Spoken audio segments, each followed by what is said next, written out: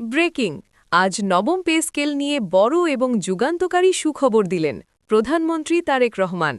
আরও বিস্তারিত থাকছে পুরো ভিডিওতে।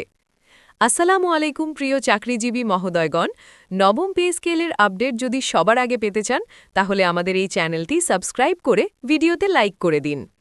এই ঘোষণার পর থেকেই সারা দেশে যেন এক ধরনের আলোড়ন সৃষ্টি হয়েছে।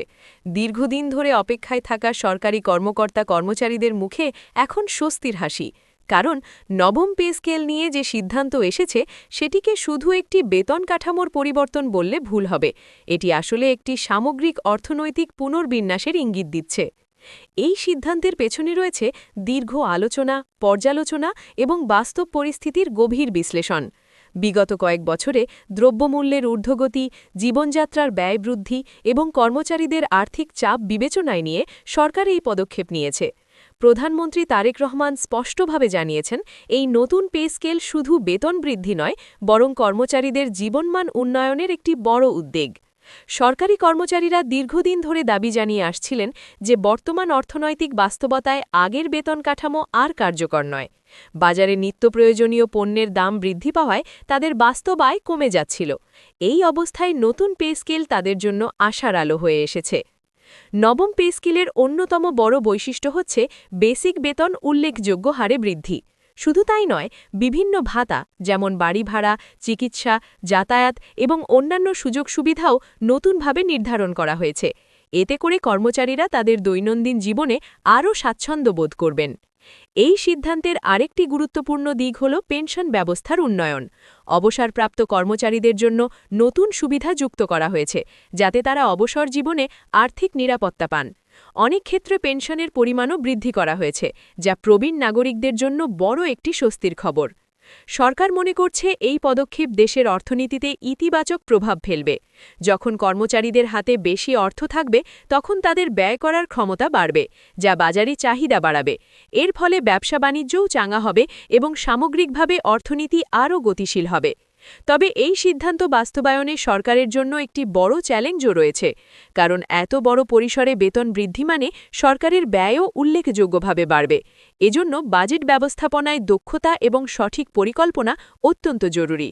প্রধানমন্ত্রী এই বিষয়টি মাথায় রেখেই সংশ্লিষ্ট সকল দপ্তরকে প্রয়োজনীয় নির্দেশনা দিয়েছেন।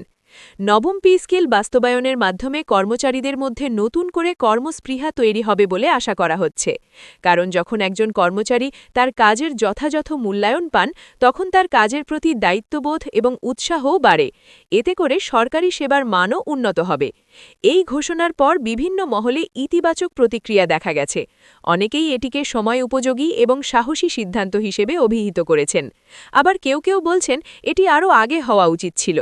তবে সবাই একমত যে এই সিদ্ধান্ত দেশের সরকারি কর্মচারীদের জীবনে একটি বড় পরিবর্তন আনবে। বিশেষজ্ঞরা বলছেন এই নতুন পে স্কেল শুধু বেতন বৃদ্ধি নয়, বরং এটি একটি অর্থনৈতিক কৌশলের অংশ। এর মাধ্যমে সরকার একদিকে যেমন কর্মচারীদের সন্তুষ্ট করতে পারছে, অন্যদিকে অর্থনীতিকে চাঙা করার চেষ্টা করছে। গ্রামের কর্মচারী থেকে শুরু করে শহরের উচ্চপদস্থ কর্মকর্তারা সবাই এই পরিবর্তনের সুফল পাবেন। এতে করে সমাজের বিভিন্ন স্তরে আর্থিক বৈষম্য কিছুটা হলেও কমবে বলে ধারণা করা হচ্ছে। এই সিদ্ধান্তের ফলে নতুন নিয়োগপ্রাপ্তদের জন্য সরকারি চাকরি আরও আকর্ষণীয় হয়ে উঠবে। তরুণ প্রজন্ম এখন সরকারি চাকরির প্রতি আরও আগ্রহী হবে, যা দেশের প্রশাসনিক কাঠামোকে শক্তিশালী করতে সহায়তা করবে। একই সাথে এই পে স্কেল বাস্তবায়নের ফলে কর্মক্ষেত্রে প্রতিযোগিতা এবং দক্ষতা বৃদ্ধির সম্ভাবনাও রয়েছে, কারণ উন্নত সুবিধা পেতে হলে কর্মচারীদের নিজেদের দক্ষতা বাড়াতে হবে এবং আরও দায়িত্বশীল হতে হবে।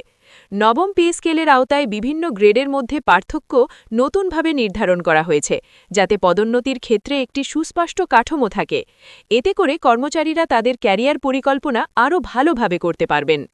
এই সিদ্ধান্তের মাধ্যমে সরকার একটি বার্তা দিতে চেয়েছে, কর্মচারীদের অবদানকে তারা মূল্যায়ন করে এবং তাদের কল্যাণে প্রতিশ্রুতিবদ্ধ।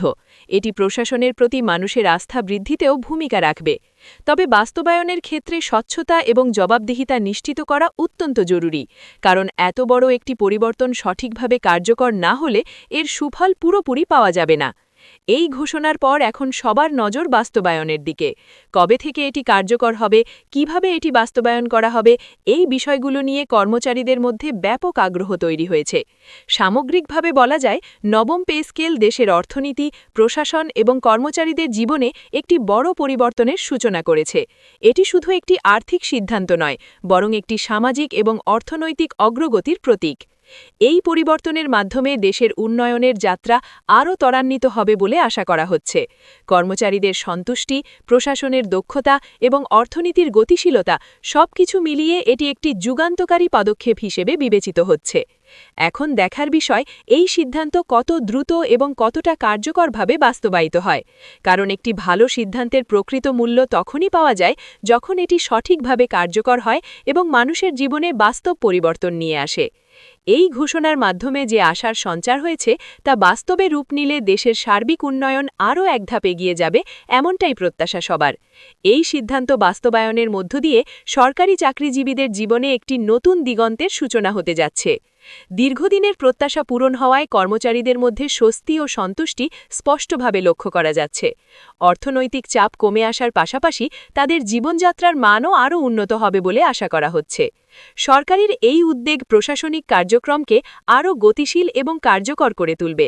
সব মিলিয়ে নবম পে স্কেল দেশের সার্বিক উন্নয়ন ও স্থিতিশীলতার পথে একটি শক্তিশালী পদক্ষেপ হিসেবে বিবেচিত হচ্ছে।